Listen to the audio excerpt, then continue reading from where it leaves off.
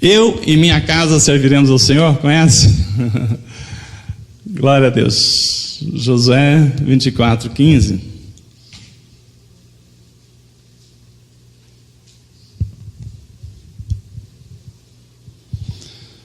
Todos acharam aí? Na realidade, nós vamos ler o verso 14 primeiro.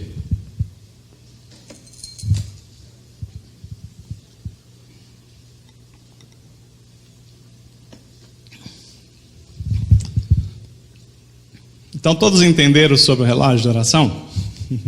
Muito importante que você esteja participando, porque cada oração que fizer, essa roda vai rodar, tá? E vai rodar. E quanto mais pessoas orando, mais forte ela vai rodar. E quando nós falamos dessa roda de água, irmãos, é a palavra de Deus jorrando na nossa vida. É vida trazendo vida. Deus me deu essa direção para que a gente se unisse. E aí, eu estava conversando com a Lilian ontem, né, sobre essa relógio de oração. Então, o ideal é que nós tivéssemos assim 24 pessoas orando 1 hora cada um, né, ininterruptamente. Mas se um falar assim, mas eu não posso orar, né, não tem. Mas assim, cada um que orar, se um orar nesse horário, a roda vai rodar. O outro orando vai rodar.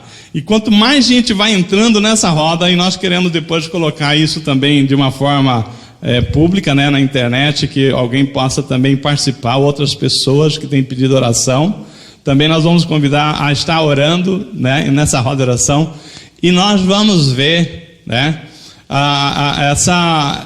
essa moça aí que ela deu testemunho, que está na internet, o Brasil inteiro estava orando por ela, né? Muitas igrejas. Então, ela é muito assim, chocante, impactante, né, o testemunho dela. E ela fala o seguinte: olha, por que eu fui usado o milagre de Deus? Não sei, não mereço, não sou nada especial, mas Deus quis fazer. Então Deus é poderoso para fazer o milagre na nossa vida, porque Ele quer fazer. Mas assim, o que moveu, né? O que foi muito lindo, o movimento do Brasil, das pessoas orando, buscando um propósito, né? Todo mundo junto nesse propósito de oração, foi muito importante. Então eu convido você a estar juntando a nós nessas orações que nós colocamos, e nós vamos organizar os pedidos de oração para quem nós vamos orar. Então, vamos lá. Josué 24:15, a Bíblia fala o seguinte: agora, pois, temei ao Senhor e servi-o com sinceridade e com verdade. E deitai fora os deuses aos quais serviram vossos pais além do rio e no Egito, e servi ao Senhor. Porém, se vos parece mal aos vossos olhos servir ao Senhor, escolhei hoje a quem vai servir. Se aos deuses a quem serviram vossos pais, que estavam além do rio, ou aos deuses dos amorreus, em cuja terra habitais. Porém, eu e a minha casa serviremos ao Senhor. Amém? Fecha seus olhos, vamos orar. Senhor, obrigado, meu Deus, por essa noite, obrigado por esse culto, obrigado pelas pessoas que aqui estão, obrigado por cada um que o Senhor nos deu aqui o privilégio de poder falar, Senhor Deus, o teu nome, Senhor Deus. Agora, Senhor, através dessa palavra que o Senhor me inspirou, Pai, que o Espírito Santo possa vir me usar, me dar a direção para que nós possamos interpretar essa palavra e a mensagem que o Senhor tem para nós nessa noite, como igreja de Cristo, Pai, que nós possamos ouvir, Senhor Deus, e os nossos ouvidos estejam preparados para receber a Tua palavra, absorver o entendimento e colocar em prática, Pai, porque nós queremos, Senhor Deus, sair daqui nessa noite acrescentado, Senhor Deus, sabendo que o Senhor falou conosco, Pai. Não importa a voz do homem, mas a voz que vem do Teu trono. Fala, Senhor Deus, e nós te agradecemos a oportunidade de sermos usados pelo Espírito Santo, Pai, em nome de Jesus, amém. Irmãos, Josué 24:15, né? O que acontece ali? Se vocês observarem Josué 24:15, eu e minha casa serviremos ao Senhor. Foi um momento de escolha, não foi? Josué falou assim: olha, eu não sei vocês, mas eu escolho servir ao Senhor. Eu queria falar para vocês um testemunho da nossa história, que 9 anos atrás, Laos em família, eu, pastor Rodrigo, né? A nossa casa, a Lília ainda não era casada, né? Naquela época. A Jéssica, né? Nós estávamos conversando assim, e nós havíamos acabado de sair do outro ministério, que é a Igreja Batista Nikkei, lá em Santo Amaro. Nós tínhamos desligado do ministério de lá, não por nenhuma briga, nada, simplesmente porque tinha terminado o nosso tempo lá. Primeiro, a Lilian não se sentia mais assim, bem para estar congregando lá, à distância, isso, aquilo. Depois o Rodrigo, ainda solteiro na época. Não, já estava casado, né? O Rodrigo, a Ellen também estava junto nessa decisão. Aí, nós pedimos que eles nos abençoassem a nossa saída, e nós estávamos assim, desigrejados, vamos dizer, mas não fora da igreja de Cristo, mas assim, sem a igreja. Você poderia fazer muitas coisas, né? Poderia falar assim: vamos, depois de 10 anos viajando para Santo Amaro, vamos tirar umas férias, né? Vamos fazer outras coisas, vamos passear, vamos, né? Vamos ficar afogados, vamos em igrejas assim, visitar, sem compromisso. Mas a palavra que Deus nos colocou no coração é que voltasse a servir Ele. Então, olha, eu não sei vocês, mas a decisão nossa foi: eu e minha casa serviremos ao Senhor. E nós começamos o Ministério Batista da Família aqui em Osasco, né? Como já contamos para vocês, começamos no Hotel Best Western, né?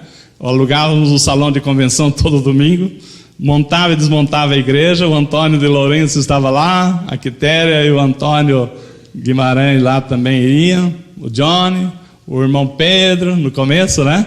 Depois foram chegando, né? Começamos com 6, 7 pessoas lá. Irmãos, foi uma decisão.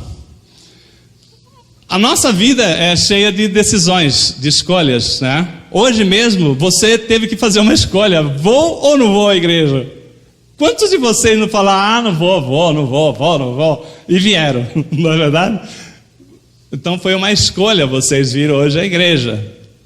Uma outra coisa também que vocês tiveram que escolher, irmãos, foi se vocês vinham para um culto racional ou se vocês vinham simplesmente pelo hábito de vir.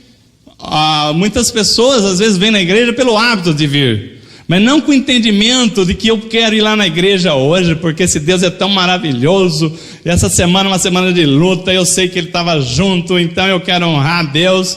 Então, muitas pessoas vieram por um culto racional ao Senhor, outras vieram por hábito: todo domingo eu vou na igreja, é gostoso, tal, né? Mas vieram. Agora, quando você está aqui, você tem que fazer uma escolha também. A hora que você está aqui dentro da igreja, já sentadinho, bonitinho, já participou do louvor, agora chega o momento da palavra, você vai ter que escolher se você vai ficar aqui ou se você vai sair. Por quê? Mesmo quando as pessoas vêm aqui à igreja, muitos não ficam sentados, muitos ficam, né? A gente às vezes até brinca que nós vamos colocar um cadeado no banco para as pessoas ficarem, para ouvir a palavra, porque existe um comichão, né? Uma tal de levanta e vai lá fora e vem, e nisso vocês estão perdendo o alimento que vem do céu. Então também é uma decisão: eu vou ouvir essa palavra. Eu tenho gente que se incomoda com uma formiguinha na frente que já atrapalha, né? Você não imagina, pessoas que querem entender o que Deus está falando, e a outra pessoa não está nem aí se Deus está falando. Deus está falando onde? Né? Onde que eu estou? Estou na igreja? Mas é verdade, eu não estou falando isso para ironizando, não, é verdade. Às vezes as pessoas ainda não entendeu, né? Que nós estamos hoje aqui, já ouvimos a palavra através do louvor, da oração inicial, e Deus está falando conosco coisas da nossa vida, coisas que vai importar o seu dia de amanhã, o seu ano que vem, e eu não sei quanto. Mas enfim, a segunda coisa é se nós vamos estar aqui de corpo e mente ou só de corpo. Porque tem muitos crentes Raimundo, você conhece? um pé na igreja e a mente no mundo. É o crente Raimundo, ele está aqui, o pé, o corpo, mas a cabeça dele está lá, segunda-feira, eu tenho que fazer isso, tenho que fazer aquilo. Irmãos, venha, volta para cá, né? É muito importante a igreja de Jesus, né? Deus nos trouxe para uma missão aqui na terra. Vocês não estão aqui porque escolheram estar aqui. A palavra diz foi eu que vos escolhi estar aqui, né? Não fosse vós que escolheste a mim, mas eu escolhi a vós e colocou vocês aqui hoje por um propósito muito especial. Bem-vindo para ouvir então a palavra do Senhor. Então, irmãos, o Brasil, vamos falar só do nosso país. Toda a situação difícil nós estamos vendo na sociedade, lutas, valores. Tem alguém aí pensando no bem-estar das famílias, se não for a igreja? Tem alguma empresa que você viu, olha, eu vou montar, pôr pessoas para cuidar das famílias? Não, cada um quer vender o seu produto, cada um quer ganhar o seu dinheirinho, mas assim, um trabalho, que nem a igreja é uma obra, o próprio nome diz, né, de Cristo, onde nós fazemos por amor. Não existe nenhum interesse financeiro, mas é de ver a pessoa transformada, de ver a pessoa vencendo aquela luta. Então, irmão, não tem outra instituição senão a igreja para fazer esse Brasil melhor. Quando nós falamos do ponto de vista de valores, da sociedade. Então a igreja, ela é a célula principal da sociedade. Igrejas fortes, cidades fortes. Mas tem uma coisa que move a igreja, que são as famílias. Famílias fortes, igrejas fortes. Famílias fracas, igrejas fracas. E o inimigo sabe disso. E ele tem atacado muito o seio das famílias. Por quê? Se você não está bem em casa, se você não está legal, você não quer saber. O inimigo, ele é sutil. Então, nós temos que entender bem o seguinte, né? Josué sabia disso. Josué sabia da importância de ter Deus no controle, né? Então, quando ele cumpriu a sua missão, Josué teve a missão de conduzir o povo a atravessar o rio, o Jordão, e tomar posse da terra prometida.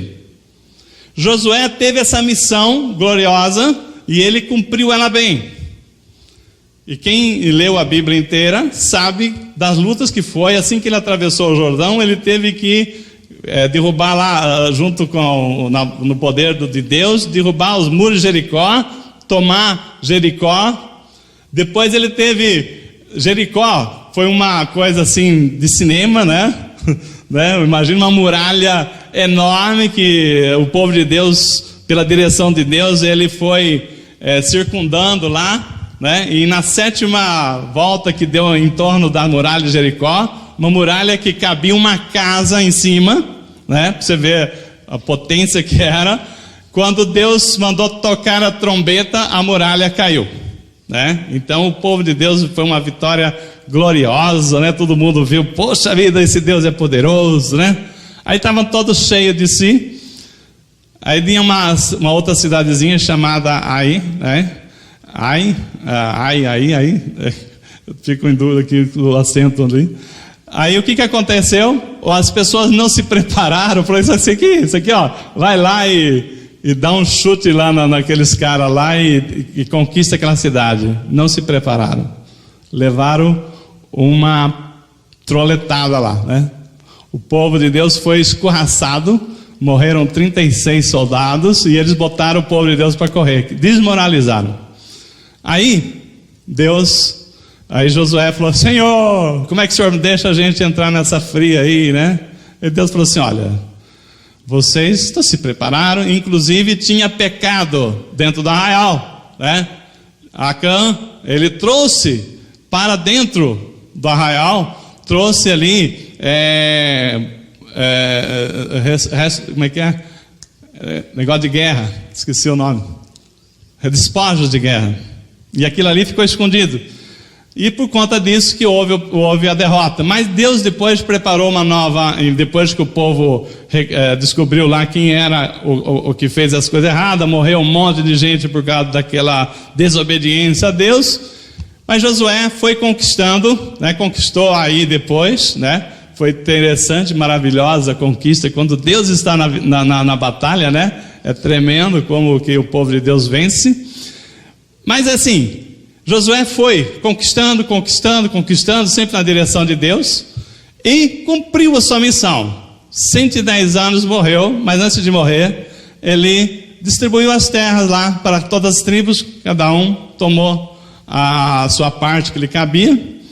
Mas Josué ficou preocupado com uma coisa, falou assim: olha, uma coisa é tomar, a gente conquistar, outra coisa é você entrar na terra e permanecer na terra prometida, né? Para isso nós precisamos de Deus.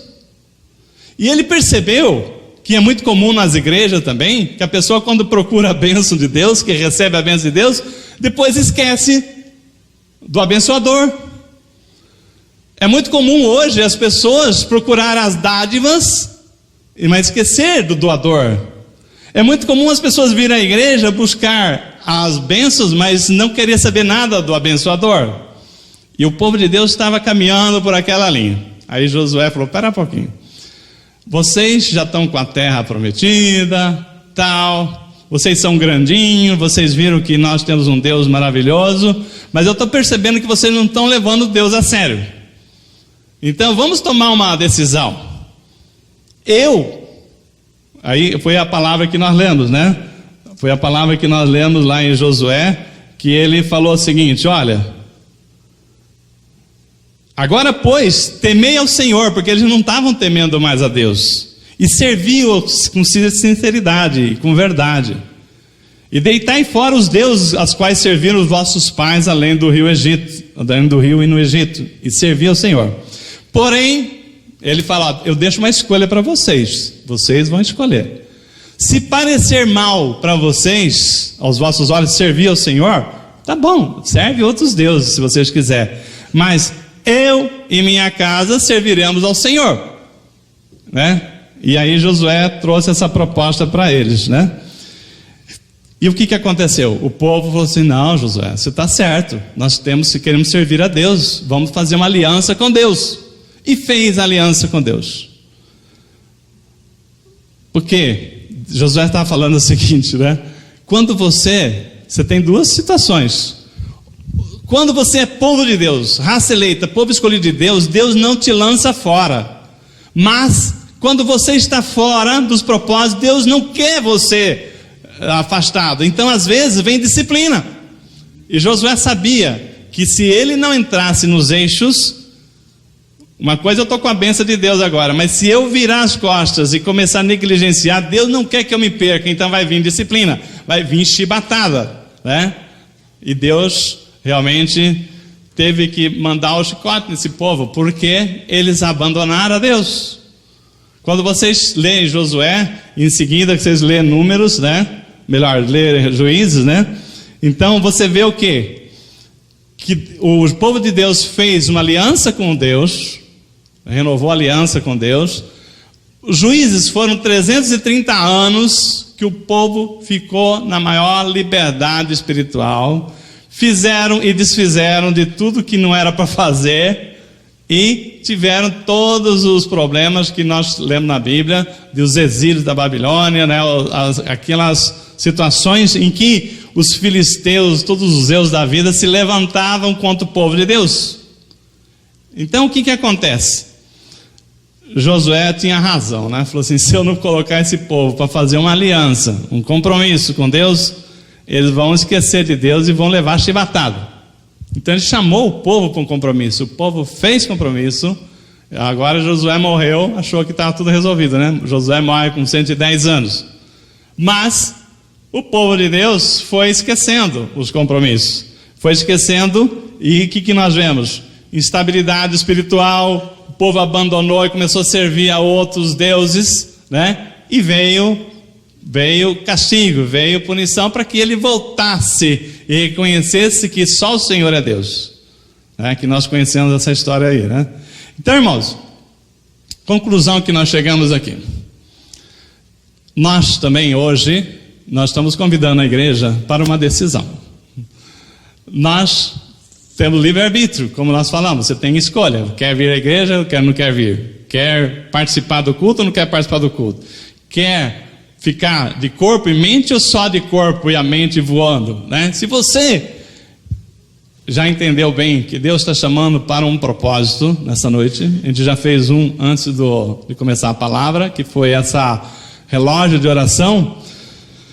Nós também precisamos tomar uma decisão que Deus chamou ao povo de Deus. Nós estamos nos chamando também, se a nossa família, a Igreja Batista da Família em Osasco, quer também fazer um compromisso com Deus, para sermos fiéis a Deus e falarmos assim: eu e minha casa serviremos ao Senhor. Então Deus está nos chamando para a gente fazer um propósito, porque Deus quer nos abençoar, mas às vezes quando a gente esquece que nós temos um propósito, para que nós fomos chamados, né? A gente vai perdendo a direção. Daqui a pouco a gente está fazendo as coisas só por fazer. Mas não, nós estarmos vindo aqui hoje, irmão, é mais do que vir à igreja. Nós temos um propósito, um encontro com Deus, e Deus nos chama para um propósito. Então, nós temos 3 decisões para fazer hoje aqui. Se vocês optaram por eu e minha casa serviremos ao Senhor, todos digam amém? Amém, glória a Deus. Então tem 3 coisas que Deus quer fazer como povo de Deus, como raça eleita, povo santo, escolhido, para abençoar. Mas essa é uma escolha que nós temos que fazer. Nós temos que fazer. Deus está falando assim: olha, vamos dar aqui uma receita para vocês receber a bênção de Deus na sua casa, para que essas lutas que tem havido, a gente possa ter uma igreja fortificada, famílias fortes, para que a gente possa superar isso. Então, primeira coisa que eu queria que você, se você quiser fazer esse propósito com Deus, tá? Depois desse, esquece a roda de oração, que é um propósito, né? Que é essa oração. Mas agora, na direção da sua família, da sua casa, do seu lar, você falar assim, ó: se depender de mim, é uma atitude que você vai tomar daqui para frente. Se depender de mim, nós estamos no mês de maio, ainda esse ano, naquilo que depender de mim, eu vou lutar para minha família ser mais feliz. Você concorda? Amém? Então, essa é a primeira atitude que nós queremos. Deus deu a direção para chamar a igreja com esse propósito. Naquilo que depender de mim, ainda esse ano eu vou fazer a minha família mais feliz. Não é daqui 10 anos, não. Não é quando eu me formar, quando eu acontecer, não. Ainda esse ano eu quero ver resultado na minha casa. Se depender de mim, eu vou fazer a minha família ser mais feliz. Você entendeu? Naquilo que depender de você, que você não vai ser pedra de tropeço para sua família, que você vai favorecer para que as bênçãos de Deus cheguem. Então, nisso aqui é o primeiro propósito, né? Então talvez você possa estar pensando, né? O que eu preciso fazer para minha família ser mais feliz? Olhando agora, trazendo assim para o nosso cenário, para a nossa vida muito corrida, Deus pediu para trazer aqui a seguinte colocação: às vezes você não tem tido tempo para a sua família, às vezes tem faltado tempo para a sua família.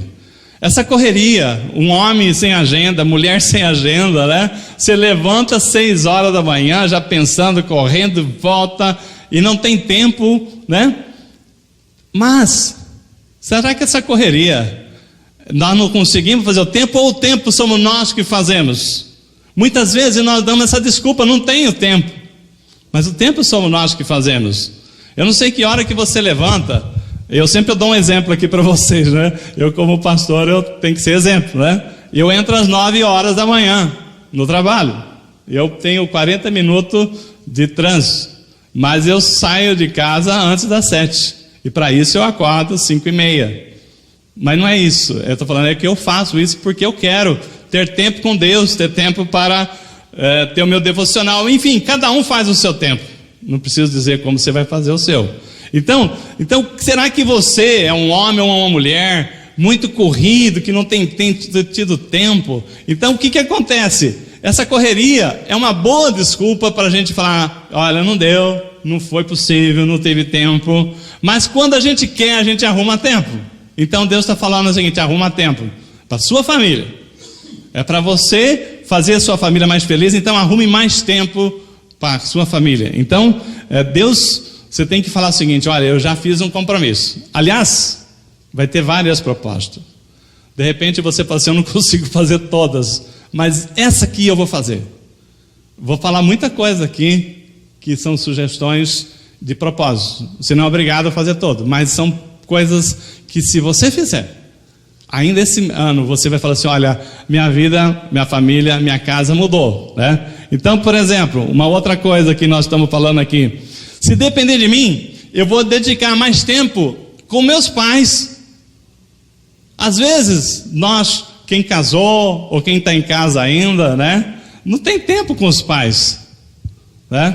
Então, às vezes você não tem pai, tudo bem? Mas assim, para aqueles que têm pais, né, será que eu tenho tido o tempo com meus pais? Honrar mais os meus pais, né? Ter um tempo de qualidade, de uma conversa de vez em quando, um papo, né? Então, também eu estou falando com o seu cônjuge, não estou falando só com os seus pais, às vezes o pai com os filhos. Então, eu vou fazer um propósito: o meu lar mais gostoso. Se Deus me permitir, no que depender de mim, eu quero fazer o meu lar um lugar mais gostoso aqui de Osasco. Então depende de você. Então, se você falar assim: Senhor, no que depender de mim, me dá sabedoria, que eu quero fazer o meu lar um lugar bem gostoso, um lugar em que nós vamos ter uma comunicação gostosa. Nós estamos vivendo o século da comunicação, é ou não é? Vocês já viram que até criancinha já tem celular, né? Então, nunca se falou, teve épocas assim que as famílias não tinham telefone, né? Bom, eu vivi essa época, muitos aqui viveram, mas assim, outros falando: não, eu já entrei numa época que todo mundo já tinha telefone. Daqui a pouco, o telefone não é mais o caso, é celular. Então, a comunicação está andando numa velocidade tão grande que as pessoas não têm problema de comunicação. Hoje nós vivemos no século da comunicação. Só que a comunicação é tão grande, é tão poderosa, que nós estamos perdendo a condição de conversar verbalmente. Agora tem uma comunicação virtual, né? E as pessoas não têm tempo para falar olhando no olho uma da outra pessoa. E você não precisa nem ensinar as criancinhas a usar as mídias, né? Porque ela já nasce sabendo, né? É incrível como a Rebeca e o Rafael, né? Eu estou dando exemplo lá de casa que eu conheço, que eles já pegam o iPad e já sabe ligar o YouTube, já sabe escolher os desenhos que eles querem, e se você tira, ele já sabe voltar lá. É incrível. Você não precisa nem ensinar as crianças, elas te ensinam. Agora, às vezes você fica 2 horas com conversa virtual, você consegue ficar ali, né? Mas não consegue ficar 5 minutos falando verbalmente, porque nós precisamos ter essa conversa olho no olho. Faz falta, né? Pai com filho, a esposa com o marido, né? A família precisa se conversar. Nós não podemos viver numa situação do cúmulo da mãe chamar o filho para almoçar pelo WhatsApp, né? Pode um negócio desse? Então hoje você vê que as coisas estão caminhando, o filho está lá no quarto e manda uma mensagem para ele. Então, onde que nós vamos parar se nós não buscarmos fazer aquilo que precisa? Então, nós não deixarmos assim que as coisas vão levando a gente. Não podemos deixar a vida nos levar. Essa aí é daquela música do mundo, né? Nós temos que ver o que é que nós precisamos para a nossa família. Então, se depender, nós estamos aqui na primeira, são 3 decisões importantes. Se depender de mim, a minha família esse ano ainda vai ser mais feliz. É um propósito. E para isso nós estamos falando algumas coisas que você precisa fazer. Se você falar assim: isso eu vou fazer, isso eu vou tomar como objetivo meu, então você grava o que você vai fazer. Eu deveria até ter pedido vocês trazerem um papelzinho, uma caneta aí para anotar, mas assim, grava. Se depender de mim, eu vou passar mais tempo sem brigar na minha casa. Vamos lá, é um propósito. Naquilo que depender de mim, não vai ter mais briga em casa. Eu estou falando sério, porque quando não quer, dois não brigam. Ah, mas a pessoa é nervosinha. Então, como é que você faz para administrar o nervoso? Quando um não quer, dois não brigam. Então, mas foi por isso. Não importa a justificativa. Motivos vocês vão ter de monte para brigar. Mas assim, mas crente briga? Não, crente não briga. Lógico que não, né? Tem comunhão intensa, né? Quando você vê assim, né? Você vê aquela muvuca lá, o que está acontecendo, né? Estão se entendendo, né? Então, irmãos, vocês não imaginam como que o inimigo é sutil e ele consegue fazer a gente brigar sem necessidade? Até para você se defender, às vezes as pessoas acabam brigando com você. Por que isso? Peraí, não é isso. Não, a pessoa já está tão nervosa, as pessoas estão tão estressadas, que parte para agressão verbal. Daqui a pouco está te ofendendo, a troco de quê? De nada. Se você falar o seguinte, um propósito, se depender de mim, não vou ter briga lá em casa. Então, isso você vai contribuir para você ter uma família mais feliz. Porque às vezes, irmãos, uma briga, né, boba, você machuca o brilho da pessoa. Aquela pessoa fica ferida, né? Fica machucada. E aí ela se fecha no espírito, já não recebe as bênçãos de Deus e você é culpado. Porque você provocou aquela situação. Porque se você não tivesse, você percebeu que a pessoa está nervosa, a coisa está brava ali, não é a hora de tentar você provar que você está com a razão. Você tem que ter sabedoria para, peraí, baixou a bola, né? Calmou, vamos conversar um pouquinho, eu posso explicar, né? Não, então ainda não é hora de conversar. Então, mas assim, se você falar um propósito, eu vou parar de brigar em casa, naquilo que depender de mim, eu não vou mais brigar. Evidentemente que eu não vou puxar nenhuma briga, e se eu puder, eu vou desarmar o estupim que está para explodir. Se você fizer esse propósito, irmão, a sua casa vai ser melhor. As pessoas vão começar a olhar e realmente falar assim, poxa vida, né? Essa casa aí, né? Faz jus a falar que é uma casa de crente, porque o barulho que faz ali, panela voando, né? E ainda falam, querem chamar a gente para a igreja, como é que pode? Né? As pessoas olham a gente, cristão, crente, como tem que ser intocáveis, e nós não somos imperfeitos, mas vamos nos esforçar. Se nós falarmos o seguinte, eu não vou brigar, se depender de mim, eu não vou brigar. Por que a gente briga? Pelo ego, para provar que você está certo, para provar que você está com a razão. Você briga porque você não quer brigar. Mas você briga porque você, não, velho, você está sendo injusto comigo, né? Calma. Uma pessoa falou o seguinte, eu abri mão da minha razão, preferi ser feliz. Toda vez que você fala assim, eu estou com a razão, o outro fala, não, mas eu que estou com a razão, aí vai nas vias de fato, né? E às vezes você tem que segurar para não ter briga física. E o que você ganha com isso? Nada. Então, por que em vez de brigar, você não pode ser mais amável? Fala assim, não, no lugar de ser briguento, eu quero ser uma pessoa mais amável. Quero ser uma pessoa mais doce, né? Mais educado, mais polido no falar. Mas eu não consigo, aquele negócio da síndrome de Gabriela, eu nasci assim, eu cresci assim, vou morrer assim, não é verdade. Se você pedir para Jesus, Ele muda você. A pessoa que fala, eu sou descendente de italiano, sangue quente, conversa. Você pode ter costume, sim, estilo de vida. Você está acostumado na sua casa, seus pais eram assim, seus avós assim, mas você pode mudar, porque hoje você tem Jesus. E aquele carpinteiro, né, diz que pau que nasce torto não tem jeito, morre torto, mas Jesus prova o contrário.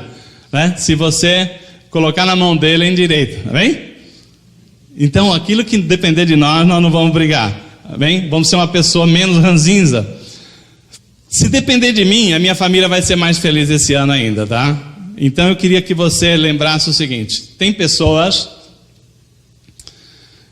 que são pessimistas por natureza. Eu até trouxe aqui para impactar um pouquinho aqui, né? Tem muita gente que olha a vida com os óculos escuros. Nada vai dar certo. Calebes da vida.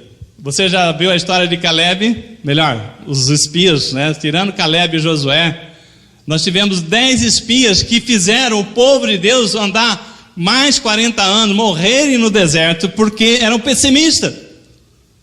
Caleb falava assim, olha, e Josué, olha, aquela terra é exatamente a terra que Deus prometeu, terra que emana leite e mel. Mas eles falam assim, não, mas lá tem gigante, lá não vai dar certo não. Aquela pessoa não tem jeito. Pessoas pessimistas que não acreditam no poder de Deus. Pessoas pessimistas que andam de óculos escuros a vida inteira, vendo tudo que não tem jeito. Não, você não vai conseguir, isso não vai dar certo, você não... Então, irmãos, para de ser pessimista. Você crê em Deus, que Deus é poderoso, que Deus pode mudar. Então, se você está sendo pessimista, você não tem fé em Deus. Por mais que a circunstância mostre uma situação, nós acreditamos no poder de Deus. O Brasil não vai dar certo, esse novo governo que entrou aí vai errar, vai dar... Irmãos, acredite, faça a sua parte, acredite e faça a sua parte. Você conhece a história do pai que era uma pessoa humilde, né? Que tinha assim uma banca, ele tinha assim uma banca de fazer cachorro lanches, né? E esse pai, ele tinha um maior desejo, falou assim, o que eu não consegui, eu vou fazer para o meu filho, eu vou estudar meu filho, vou mandar ele para a universidade. E ele vendeu lanche, que ele conseguiu levar o filho para a cidade, mandar o filho para estudar na cidade, para se formar. E ele continuou investindo. Uma pessoa simples, sem estudo, mas trabalhadora, né, esforçada. E ele começou, ele tinha um lanche, ele não era uma pessoa, nenhum expert, né, em culinária, mas ele tinha um lanche que era fantástico na cidade. E as pessoas vinham de longe para comprar aquele lanche, e ele, na sabedoria dele, ele falou assim, olha, já que o pessoal gosta desse lanche, eu vou fazer isso também, vou fazer aquilo, vou agregar ao lanche mais umas fritas, mais um negócio e tal, e o negócio dele foi crescendo, e ele foi prosperando, e o filho dele estava na faculdade, e um dia ele mandou uma carta para o filho dele, falando o seguinte, filho, você precisa de ver como o meu negócio vai bem, como eu estou sendo próspero, né? O filho falou assim, pai, você está louco? Você não viu que o Brasil está em crise? Para com isso, senão você vai perder tudo, né? Você não está vendo, você não vê jornal que o Brasil está em crise? Aí o pai dele falou, uai, se meu filho está na cidade grande e entende, eu vou parar de fazer essas coisas todas. Ele foi encolhendo o lanche dele, né? Foi tirando aquilo que dava um extra no lanche, que as pessoas pagavam mais, mas que ia lá, ele foi enxugando aqui, enxugando ali, as pessoas foram perdendo a graça e foram largando, daqui a pouco não tinha mais cliente, quebrou. E ele escreveu para o pai dele, para o filho, você estava certo, hein? A crise chegou mesmo, hein? Né? Você estava certo, essa crise é grande, olha, quebrou meu negócio. Por quê? Porque foi ouvir o pessimista. Então, irmãos, nós temos que ser prudentes, mas não precisa ser pessimista. Nós temos que saber que nós temos um Deus. Isso aí é uma outra coisa também. Talvez você possa falar o seguinte, eu, a partir de hoje, vou acreditar que Deus está no controle. A partir de hoje, eu vou ter mais fé em Deus. Porque se nós agirmos pelo medo, assim como foi o caso dos 12 espias, nós não entramos na terra prometida naquela época, o povo de Deus, por conta das pessoas que não confiaram na palavra de Deus. Então, nós sabemos que Deus está no controle, saber que nós temos um Deus que é um poderoso. Você não precisa ser igual uma Marta. A história de Marta, né? Que Marta, por mais que ela acreditava em Jesus, ela queria que Jesus viesse porque o seu irmão estava doente. Lembra aquela pregação que nós fizemos recentemente? Aí, Jesus falou assim, Marta, fica fria, que essa enfermidade não é para a morte, mas é para a glória de Deus. Aí quando o portador chegou lá, Lázaro já tinha morrido, né? Já estava enterrado. E Marta, quando Jesus chegou 4 dias depois, falou assim: se você estiveras aqui, meu irmão não teria morrido. Aí Jesus falou assim: Marta, mas você sabe que aquele que crê em mim, mesmo que morre, ressuscita. Mas eu sei, mas isso vai ser no último dia, estou falando agora. Jesus precisou falar: Lázaro, saia para fora, né? Então, irmãos, Deus tem querido assim que a gente entenda que nós temos que fazer a nossa parte, buscar, estamos qualificando, mas nós temos que ter fé em Deus, sabendo que Deus está no controle. Você fica menos apavorado, e menos apavorado você usa a cabeça para pensar.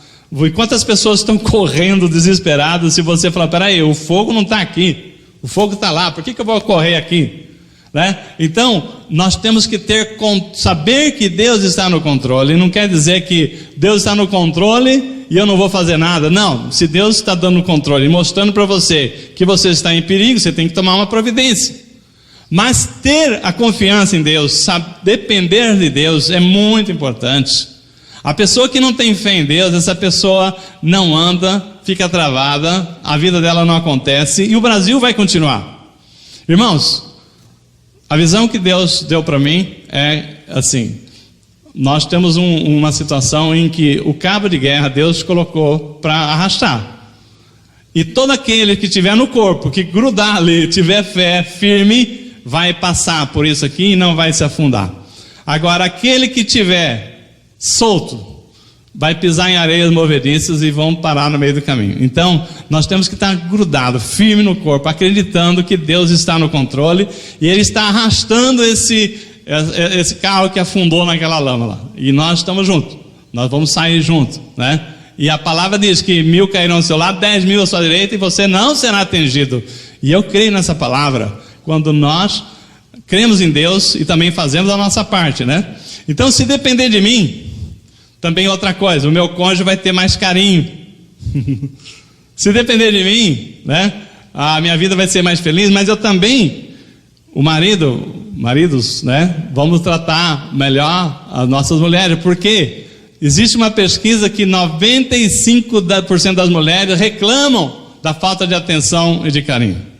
Então, naquilo que depender de mim, eu vou fazer com que o meu lar seja mais feliz. Esse é um propósito, né? Nós estamos falando aqui. Então a Bíblia fala que nós temos que tratar a mulher com mais doçura, viu, maridos, né? A Bíblia fala que nós temos que tratá-la com mais ternura, nós temos que amar. Alguém tem que amar, e ao homem tem que amar primeiro. Está lá em Efésios 5:25, né? Ao homem amar a sua esposa. Então, você deve viver, né, a sua vida buscando, entendendo esse lado de honrar a sua esposa, de estar assim, reconhecendo as qualidades, porque às vezes a nossa vida é tão corrida que nós só vemos defeito, né? Então, nós não temos tempo. E aí, quando você vê, o que salta aos olhos? Ei, queimou o feijão, ei, salgou o arroz, ei, não sei o quê. Mas e as coisas certas que faz? O que nós temos elogiados, né?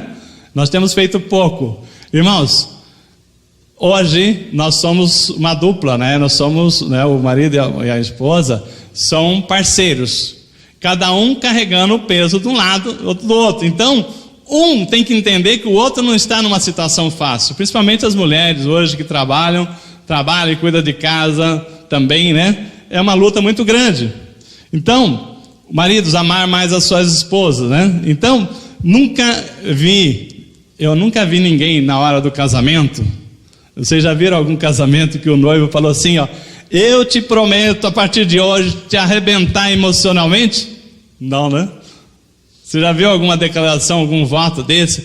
Eu te prometo que a partir de hoje você não vai mais ter paz na vida? De jeito nenhum, né? O irmão Renato tem feito casamentos aí com música, né? Você já viu alguém fazer essas promessas assim, olha, que a partir de hoje você vai ter que tomar Lexotan todos os dias, né? Lexotan de jeito nenhum.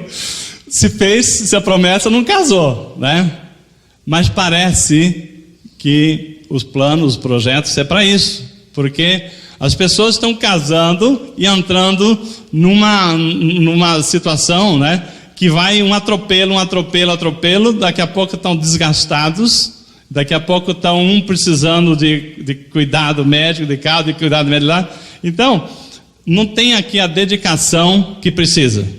Não tem o entendimento que para que vocês casaram, para que nós temos que viver em parcerias. Então, se depender de mim, a minha família vai ser mais feliz. Esse é o primeiro propósito que nós fizemos, né? E aí, o que você faz? Nós falamos dos homens, né? Mas as mulheres diz assim, mulheres, honrai o seu marido. Honrar seu marido. O que é honrar seu marido? Honrar seu marido é não falar mal do seu marido por aí, né? Tem mulher que no cabeleireiro começa a falar da vida do seu marido como se estivesse, né, falando, não, impossível, né? Ali um monte de mulheres fica sabendo os defeitos do marido ali no salão, ou então chega para os filhos e fala mal do pai para os filhos. Que coisa feia, está desonrando o seu marido, né? Então, mulher, honra seu marido. Deus abençoa quando você é submissa e abençoa o marido quando ele ama sua esposa. Então, nisto é uma proposta que você está fazendo de ter uma vida mais feliz. Então, nisso aí nós estamos aprendendo no curso de Casados para Sempre, né? Essas coisas que é importante você ter um propósito de você ser bênção na vida do seu cônjuge, bênção na vida dos seus filhos. Os filhos, sentindo isso aí dos pais, começam a corresponder. A segunda atitude que nós queremos ver se vocês querem fazer esse propósito se depender de mim, a minha família a partir de hoje vai ser mais amorosa. Fácil, né? Tudo coisa fácil que eu estou colocando propósito, mas é pequenas coisas que fazem as grandes diferenças. Então, Salmo 128 diz assim: o homem que teme ao Senhor, ele será feliz e muito feliz. A sua esposa será como videira frutífera no interior da sua casa, e os seus filhos como rebento ao redor da mesa. Isso aí, irmãos, é união, isso aí é diálogo, isso aí é amizade, isso aí é um relacionamento que Deus espera da família.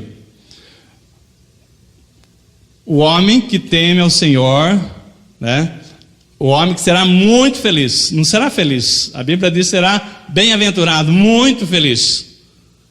Então basta você temer ao Senhor, você não vai fazer coisas que o Senhor já falou, não faça, não entra nessa área, que essa área vai trazer brecha para sua família, não faça isso porque você vai prejudicar a sua esposa, isso vai desonrar a sua família.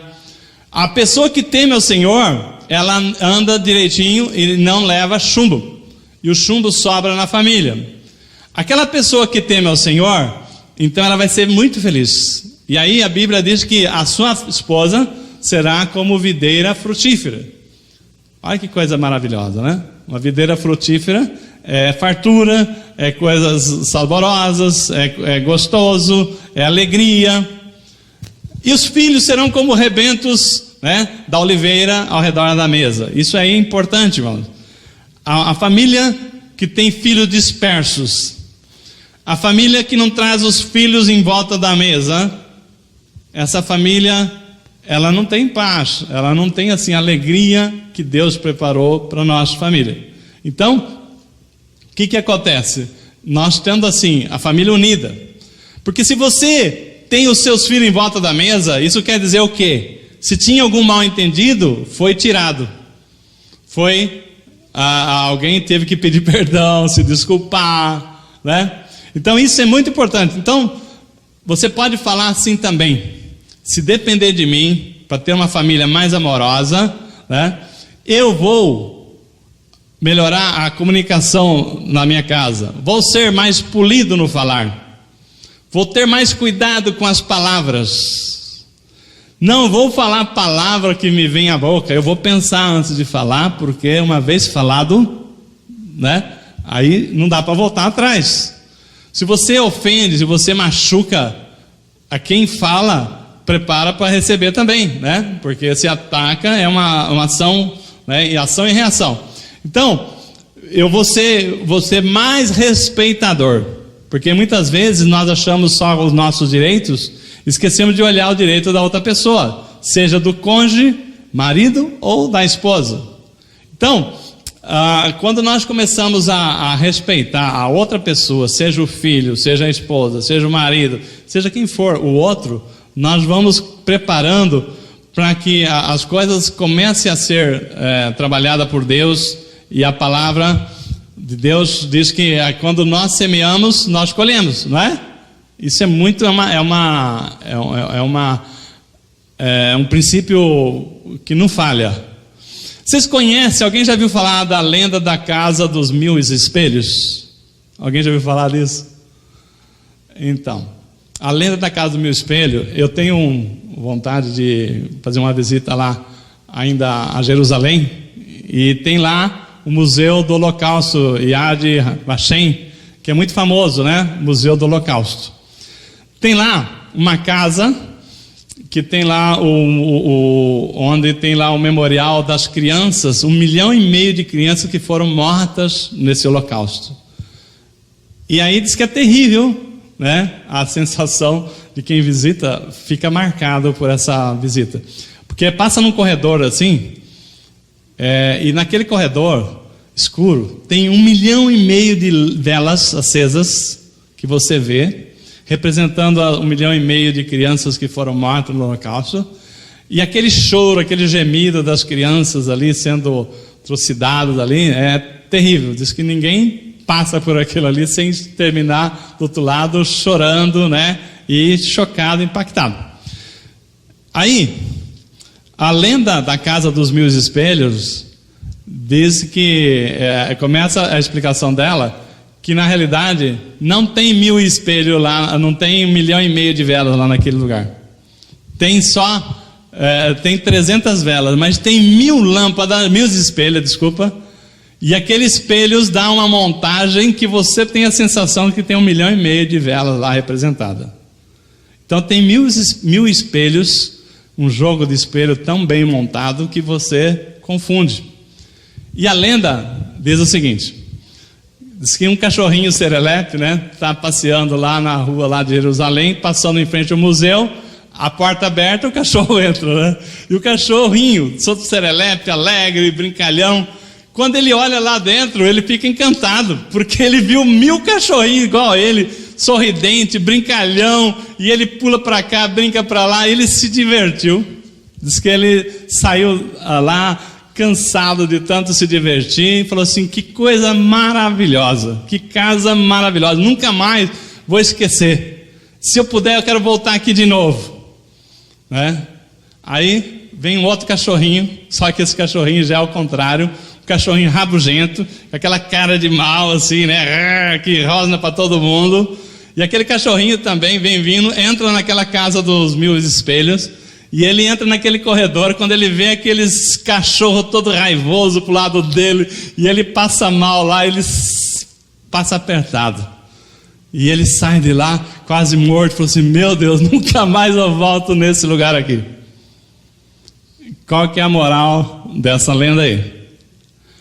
A moral dessa lenda que nós temos é que nós vamos aprender que não existe na nossa casa, não existe multiplicação de espelhos, mas somos nós que fazemos as caras boas e ruins, né? Então, na nossa casa não existe multiplicação de espelhos, mas o que nós vamos ter da nossa casa é a multiplicação da nossa face sem nenhuma ampliação. Então você pode ter uma casa que reflita uma cara alegre, né? Uma cara assim, vamos lá, antes, né? Raivosa, daquelas pessoas que você fala assim, bom dia, ele fala bom dia por quê? O que aconteceu, né? Por que você está falando bom dia? Ou então, você está com aquela cara de que ninguém ousa brincar nem com você, então não tem liberdade para nada, uma cara triste. Ou você pode ser aquele cachorrinho alegre, né? Um lugar agradável que todo mundo fala, mas que casa gostosa, né? Porque a outra que eu saí não quero voltar nunca mais, mas essa aqui eu quero voltar mais vezes. Eu vou fazer uma pergunta para você. Você sabe como é que é a sua casa? Alguém já falou para você como é que é a sua casa? Ninguém vai chegar e falar como é que é a sua casa. Mas você sabe como é que a gente faz? Você tem que sair para fora de casa e olhar a sua casa de fora, né, e ver como é que é a sua casa, né? Na verdade, você já não entra dentro de casa direto, você já entra com o carro na garagem, ou então você vem assim, entra no portão. Mas quem é que está de fora é que vê você, a sua casa e o jeito que vocês são. Procura um dia sair para fora e ver como é que vocês são. Como é que nós somos? Como é que nós somos? Nós somos barulhentos, nós somos educados, nós somos amorosos. Experimenta um dia sair para fora de vocês e ver como é que vocês são. É que nós vivemos tão corrido que nós não percebemos às vezes quanto chato nós somos, quanto invocado com alguma coisa, que nós não abrimos mão de uma coisa boba, e outras pessoas passariam por aquilo ali tranquilamente, aquilo não tiraria a paz, o dia seria mais feliz. Então, quando você falou o seguinte: se depender de mim, minha vida vai ser mais amorosa, minha casa vai ser mais amorosa, né? Então talvez você, marido, você, esposa, tenha que tomar algumas providências. Os filhos também, aqui também tem filhos que não são casados, né? Em Efésios 5:25, a palavra diz assim: marido, ame a sua esposa. É uma ordem, né? Que a palavra é dada aqui, né? Paulo escreve aos Coríntios: marido, ame a sua esposa. Efésios 5:25. Assim como Cristo amou a igreja, né, e deu sua vida por ela, Efésios 5:25, ele fala assim: marido, marido, cada um de vós ame a sua esposa, assim como Cristo amou a igreja e a si mesmo se entregou por ela. Para quê? Quando o marido ama mais a sua esposa, quando o marido entende que é um mandamento de Deus, olha o que acontece na vida da esposa. Ela é santificada, no verso 26, a fim de santificá-la, tendo-a purificada com o lavar da água pela palavra. Então, quando você ama mais a sua esposa vai ficar santificada, ela vai ficar mais preparada e não vai ficar alvo de seduções, porque ela vai se sentir amada. Ela não vai estar assim ao largo de ser abordada por uma pessoa que eu fazer um galanteio, e ela vai se atrair porque ela já se sente amada. Agora, quando a pessoa não tem amor do seu marido, aí vem aquela pessoa oportunista e percebe que existe ali uma omissão, e ele entra e sai sucesso. Mas quando a mulher é bem amada, aquela pessoa leva uns na orelha, né? Fala assim: olha, vai cuidar da sua vida que eu já tenho marido, né? Mas quando a pessoa não é amada, ela está ali chorosa, aí vem o oportunista, né? Então, quando fala assim: marido, amai a sua esposa, ela é santificada. Uma mulher bem amada pelo marido não é alvo de seduções. Isso é uma conclusão científica, né? Não é alvo das tentações, dos apelos para a infidelidade conjugal. Segunda coisa, por que nós devemos amar mais as nossas esposas? Porque ela se sente segura e valorizada. E a mulher que sabe que tem um marido do seu lado e que ama, que se preocupa, ela tem mais coragem e faz o papel dela melhor, porque ela sabe que ela tem cobertura. Uma outra coisa, terceiro, ela é uma mulher, então ela será santa e irrepreensível, como diz aqui a palavra. Então, quando há carinho no relacionamento, a pessoa se sente fortalecida e preparada para enfrentar, né, as lutas que vêm por aí. Então, se depender de mim, a minha família vai ser mais amorosa. Nós estamos no segundo propósito, né? Estamos caminhando aqui. Então, quem sabe você nessa noite se pode tomar uma decisão no seu relacionamento, na sua família, com seus pais, com seus filhos, começar a valorizar mais a sua família do que as coisas. Por quê? As pessoas procuram na vida o quê? Sucesso, prosperidade e alegria na alma. As pessoas procuram, todo mundo: eu quero sucesso, eu quero ser próspero, ter isso, ter aquilo, ter poder e alegria na alma, né? Tá sempre feliz, de bem com a vida, tal. Mas uma coisa é verdade: esse trio nunca acontece.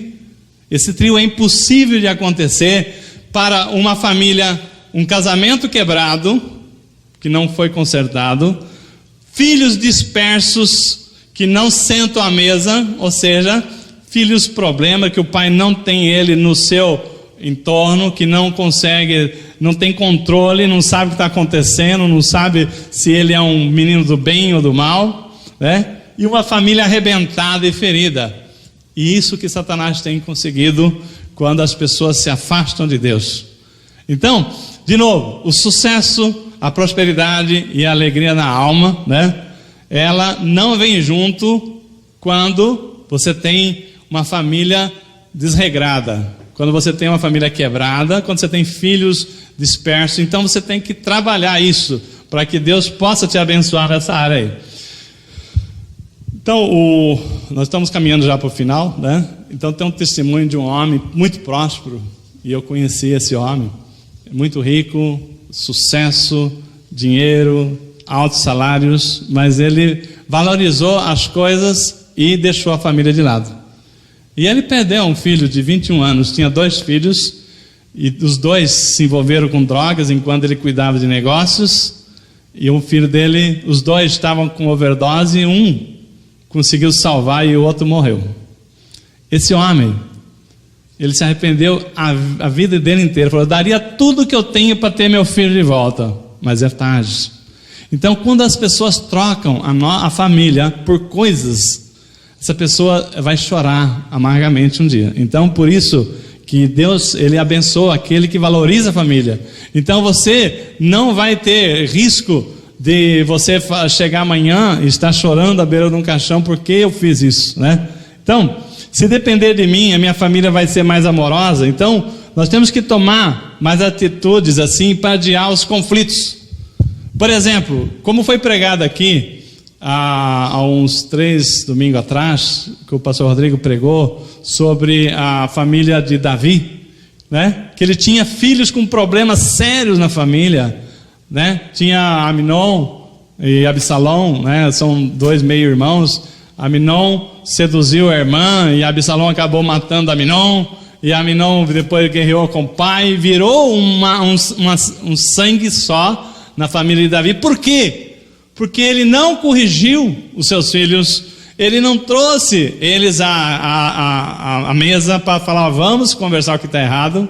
Então, quando nós falamos o seguinte: eu quero uma família mais amorosa, então nós não podemos vacilar naquilo que tem que ser corrigido, disciplinado, né? Então, para o terceiro e último ponto aqui, para você fechar com a bênção de Deus na sua vida, né? Você já fez a primeira proposta, ainda esse ano eu quero fazer a minha família mais feliz. A segunda proposta foi: ainda esse ano eu quero minha família seja mais amorosa, né? E a terceira e última proposta nossa aqui, se você quiser partir para esse propósito, que a minha família vai andar com Deus, amém?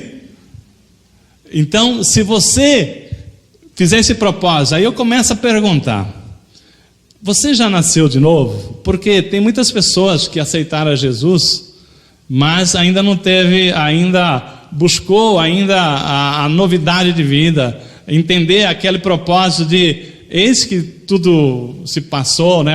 As coisas antigas se passaram, tudo novo se fez. Começar a viver em novidade de vida, começar a aceitar as novas regras que Deus nos traz para a gente poder viver bem e poder colher os frutos do Evangelho. Então, quando você começa a sentir isso para você, você vai querer isso para os seus filhos também. Você vai querer isso para a sua família. Então, mergulhe nisso. Mergulhe em viver em novidade de vida. As pessoas vão notar em você e vão querer andar com Deus também. Eu vou falar para vocês que a nossa conversão, né? Eu sempre pergunto: como é que foi quando a gente tem a oportunidade de falar sobre a nossa conversão, passar pelas águas? A nossa surpresa é que no dia que nós passamos pelas águas, eu e minha esposa, os nossos filhos, o pastor Rodrigo e a Lilian, também, né, que eles eram, na época, eles não estavam congregando, né, conosco, mas eles estavam acompanhando o trabalho. Eles estavam vendo o fruto do Evangelho na nossa vida, do Espírito Santo. E eles resolveram vir junto conosco, né, tomar a decisão de passar pelas águas no mesmo dia que nós fomos batizados. Então a nossa maior alegria, né, é que no mesmo dia passou eu, a Neuza, o Rodrigo e a Lilian, né, pelas águas do batismo, né? Então, isso, né, se depender de mim, a minha família vai andar com Deus. Eu quero saber se você está fazendo esse propósito, o que você faria? Começa pelo seu testemunho, né? A palavra está fazendo diferença na sua vida? Se está fazendo diferença, o seu filho e a sua filha, aqueles que você está querendo alcançar, serão alcançados. Creia, não desista, né? O inimigo pode falar um monte de coisa, mas espere. Mas se você não está dando um bom exemplo, então esquece, porque nós não vamos... a palavra diz que se você, né, semear, você colhe. Mas se você está semeando espinho, você vai colher espinho. Então, se você está semeando uma boa vida, você vai colher frutos nisso aí. Então, talvez hoje você possa dizer: dá-me graça, Senhor Deus. Dá-me graça para que eu possa ter um encontro contigo mais, que eu possa, assim, jogar fora aquilo que às vezes me impeça eu andar verdadeiramente contigo, para que as pessoas que eu tenho orado para trazer para Cristo, elas possam ver em mim uma nova criatura. Então, dá-me a graça de a gente de poder estar assim, entendendo a mensagem e praticando, porque às vezes nós ouvimos a mensagem e na semana seguinte já correria, já esqueceu, caiu como aquela semente na beira da estrada, né? Veio o passarinho, comeu, e aí? Se ela não germinar em nossa vida, se essa palavra que nós estamos trazendo aqui, que Deus está mandando do trono de Deus para nós, a gente não tomar nenhuma providência a partir de hoje, que nós estamos recebendo ela, a nossa vida vai continuar da mesma jeito. Mas se você falar o seguinte: a partir de hoje, eu vou, o que depender de mim, eu vou trabalhar para que a minha família ande com Deus, a Bíblia vai ser um instrumento de trabalho seu, presente na sua vida, né? Que você vá mergulhar em estudo da palavra, de buscar entender mais a palavra, vir aos estudos que a igreja oferece, porque a gente faz um esforço tão grande para trazer estudo e não aparece ninguém. Glória a Deus que um dia vão vir, eu creio. Então, Deus tem dado matéria-prima tremenda para a nossa igreja. Quem tem vindo tem recebido. Então, o que nós estamos falando? Se você nessa noite fala assim: eu quero assumir um compromisso de fazer uma faxina na minha vida, tirar tudo aquilo que tira o meu tempo com Deus, internet, televisão, coisas que eu acho que é importante, mas que me tira o meu tempo de me ocupar com a palavra de Deus, Deus pode te dar um presente tremendo, porque quem dá, recebe, né? A palavra diz que quem pede, pedir será dado, né? Como nós trouxemos aqui. Mas quando a gente faz a nossa parte, quando eu afasto os lixos que estão na minha vida, que permite que Deus deposite coisas novas, aí eu vou ter informações para passar, vou ter novidade. Então, tira da sua vida, deixar bem claro, aquilo que é ilegal. Tira da sua vida aquilo que é proibido. Como assim, pastor? Às vezes você está comprando CDs piratas, como nós já falamos aqui. Às vezes nós falamos, né, que queremos um Brasil mais certinho, mas nós ainda vivemos aceitando coisas corruptas, né? Comprar mercadoria sem nota fiscal, né? Coisas que são ilegais. Tira, assim como Acã levou um lixo para dentro do arraial e pagou com a vida, ele, a família dele, um monte de gente que estava junto. Às vezes nós temos que tirar o nosso lixo, que às vezes não é correto, né? Isso você vai ver com Deus, para poder Deus te abençoar, né? Então, se depender de mim, a minha família vai andar com Deus. Talvez você possa tomar a decisão de restaurar o altar da sua casa, fazer um culto da sua família, praticar a leitura da Bíblia mais frequentemente. Se você ler 3 capítulos da Bíblia por dia, em um ano você lê a Bíblia. Alguém aqui já leu a Bíblia inteira? Eu creio que são poucos, né? Mas vai possível ler a Bíblia inteira em um ano. Basta querer, né? Então, às vezes você fala, eu estou muito atarefado, mas o tempo quem faz somos nós, né? Então, se depender de mim, a minha família vai andar com Deus, esse propósito nós estamos falando, de repente você possa estar falando assim, Senhor, eu quero trazer pessoas para Cristo, porque isso é uma alegria muito grande. E nisso de trazer pessoas para Cristo, se depender de você, é aquilo que eu falei, né? Como é que você faria isso? Dando um bom testemunho. Então começa a pedir para Deus, né, te dar estratégia, te dar condições para você abordar, assim como o Douglas deu um testemunho, né, que a pessoa falou, nesse aqui eu conheço, eu confio, esse Deus que ele segue. Então vamos mostrar o Deus que nós seguimos com firmeza, como o Daniel mostrou, né? Então vamos orar pela salvação dos nossos vizinhos, vamos orar pela salvação dos nossos chefes no trabalho, que você às vezes não recomendaria, mas Deus recomenda, né? Então, se nós buscarmos assim, que Deus nos ajude a trazer alguém para Cristo, nos dê estratégia, isso você está cumprindo o propósito do ID e Deus vai te abençoar, porque para isso Ele tem emissários. Basta você falar assim, eu quero ser usado para trazer alguém para Cristo, e ainda esse ano, e Deus vai te abençoar para que isso aconteça. Então, nós temos uma coisa, nós queremos que esse mundo melhore, não é verdade? Fala assim, o mundo está muito ruim, queremos melhor. E quem é que vai melhorar o mundo se não a igreja?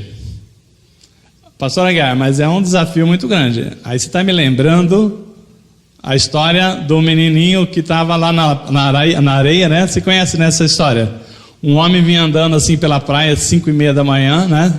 O sol estava raiando e tinha um menininho jogando as conchas, as estrelas do mar de volta para a água, porque a onda levou um monte de estrela do mar para a areia e estava tudo encalhada lá. A hora que o sol esquentasse, morreriam todas com certeza.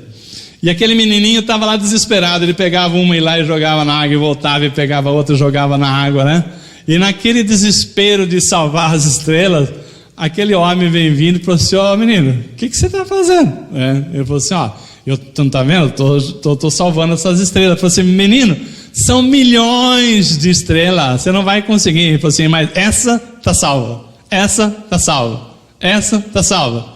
Irmãos, se nós fizermos a nossa parte, e cada um fizer a sua parte, nós cumpriremos a nossa missão, e Deus vai nos abençoar, porque é para isso que Ele levantou a igreja de Cristo. Tenha fé que você, no seu pouquinho, e somando todos, nós vamos fazer a grande diferença, amém? Fique em pé, eu sei que hoje nós falamos aqui, eu ainda tinha para falar aqui da lista de Schindler, né? Só para falar essa aqui que é muito interessante. Quem assistiu o filme A Lista de Schindler, é uma história muito bonita, né? De um militar lá que resolveu salvar os judeus que estavam indo para a câmara de gás. E ele criou lá um trem fictício que ia para a câmara e começou a botar as pessoas lá dentro, comprar a vida e resgatar e pôr naquele trem, falando que estava indo para a câmara de gás, senão ninguém ia deixar ele sair com aqueles prisioneiros. E ele conseguiu levar um trem de prisioneiros, com todo o dinheiro que ele conseguiu comprar a vida daquelas pessoas, e levou para um campo lá, e que não era para extermínio, né? Ele falou para os generais lá que era para o extermínio, mas desviou o trem e salvou aquelas milhares de pessoas.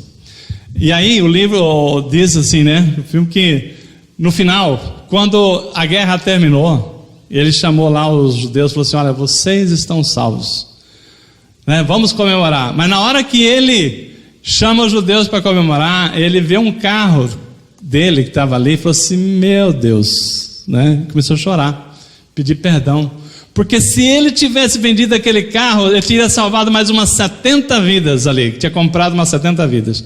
E ele viu a abotoadura dele, que ele não pensou nisso, aquelas abotoaduras teriam salvado 2 vidas. Então, quando nós falamos o quê? Quem salva uma vida, salva o mundo. Irmãos, a nossa missão é importante. Se você salvar uma vida, se for esse o seu propósito, Deus vai estar muito feliz. Então, vamos acreditar que Deus nos fez bênção, para sermos bênção para outras vidas. E para isso, faça esses propósitos, né? De fazermos esses anos, ainda esse ano, né? A nossa família mais feliz. Deus quer isso para você, para mim. Que a nossa vida seja mais amorosa, nós tenhamos mais o amor de Deus na nossa vida. E que a nossa casa vai andar com Deus. Eu e minha casa serviremos ao Senhor. Fecha seus olhos. Se você está nesse propósito, fala assim, ó: obrigado, meu Pai.